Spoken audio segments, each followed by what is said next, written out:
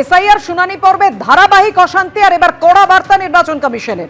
Voter তালিকা সংশোধন ঘিরে কোনো রকম অশান্তি বরদাস্ত নয়। এফআইআর না হলে এবার প্রশ্নের মুখে পড়বেন জেলা নির্বাচনী আধিকারিকরাই। কোনো বিশৃঙ্খলা, হিংসা বা সরকারি কর্মীদের ওপর হামলা হলে সঙ্গে সঙ্গে এফআইআর করতে হবে। এফআইআর না হলে দায়িত্বপ্রাপ্ত আধিকারিকের বিরুদ্ধেই কড়া ব্যবস্থা নেওয়া হবে। আর কি কি কমিশন বলল এই বিষয়ে, কি নির্দেশ দিল, কথা বলবো। আমাদের সঙ্গে রয়েছেন আমাদের প্রতিনিধি রুমা পাল। রুমা, দেখো, এসআইআর নিয়ে এবার কড়া নির্দেশ মুখ্য নির্বাচনী আধিকারিকের এবং সুপ্রিম কোর্টের নির্দেশ কার্যকর করতে রাজ্যের সমস্ত জেলা নির্বাচনী আধিকারিককেই কিন্তু স্পষ্টভাবে জানিয়ে দেওয়া হয়েছে যে কোনো বিশৃঙ্খলা, হিংসা বা কোনো সরকারি কর্মীদের উপর হামলা হলে সঙ্গে সঙ্গে এফআইআর করতে হবে, না হলে দায়িত্বপ্রাপ্ত আধিকারিকের বিরুদ্ধেই কিন্তু কড়া ব্যবস্থা নেওয়া হবে। এবং এসআইআর সংক্রান্ত শুনানির জায়গা অথবা কোনো সরকারি দপ্তরে যদি কোনো আইন শৃঙ্খলা পরিস্থিতি অবনতি হয় বা হিংসা হয়, সরকারি সম্পত্তি যদি ভাঙচুর হয় কিংবা কোনো আধিকারিক বা কর্মীর ওপর যদি কোনো হুমকি আসে, তাহলেও কিন্তু সংশ্লিষ্ট জেলা নির্বাচনী আধিকারিককে অবিলম্বে স্থানীয় থানায় অভিযোগ করতে হবে এবং এফআইআর দায়ের করতে হবে। এবং এই এফআইআর এর কপিও কিন্তু দায়ের করার সঙ্গে সঙ্গে কিন্তু জেলার পুলিশ সুপার এবং মুখ্য নির্বাচনী আধিকারিকের দপ্তরে সেটা পাঠাতে হবে। যদি কোথাও হিংসা বা ভাঙচুর চলতেই থাকে, তাহলে সেই এলাকায় এসআইআর আক্রান্ত যারা এসআইআর হচ্ছে সেখানে যে শুনানি হচ্ছে সেখানে অনির্দিষ্টকালের জন্য স্থগিত রাখতে হবে।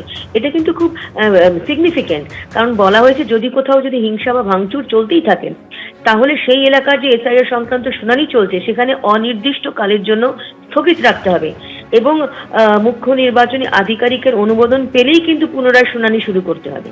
এবং এই ধরনের ঘটনায় এফআইআর দায়ের করতে দেরি হলে তা অত্যন্ত গুরুত্ব দিয়ে দেখা হবে সংশ্লিষ্ট জেলা নির্বাচন আধিকারিকের বিরুদ্ধে বিরূপ প্রশাসনিক সিদ্ধান্ত নেওয়া হতে পারে, এই নির্দেশে জানানো হয়েছে। অর্থাৎ এবার কিন্তু দেখা যাচ্ছে যে এফআইআর এর ক্ষেত্রে আমরা দেখতে পাচ্ছি যে অনেক টালবাহানা চলেছে।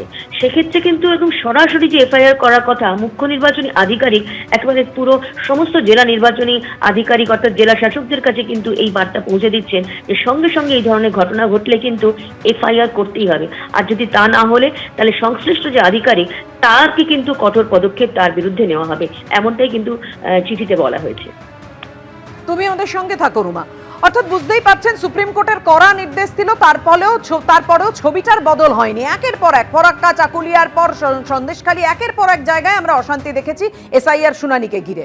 এবার ভোটার তালিকা সংশোধনের প্রক্রিয়ায় বিএলওদের কড়া বার্তা দিল নির্বাচন কমিশন। অর্থাৎ আইন শৃঙ্খলা প্রশ্নে কড়া বার্তার পর এবার বিএলওদের ভূমিকা নিয়ে কড়া বার্তা কমিশনের। ভোটার তালিকা সংশোধন প্রক্রিয়ার দায়িত্বে গাফিলতি বরদাস্ত করা হবে না। কর্তব্যে অবহেলা প্রমাণিত হলে সাসপেনশন থেকে শুরু করে এফআইআর। ডিও প্রথমে অভিযুক্ত বিএলওকে সাসপেন্ড করতে পারবেন আর সাসপেন্ডের পর বিভাগীয় তদন্তের সুপারিশ করবেন।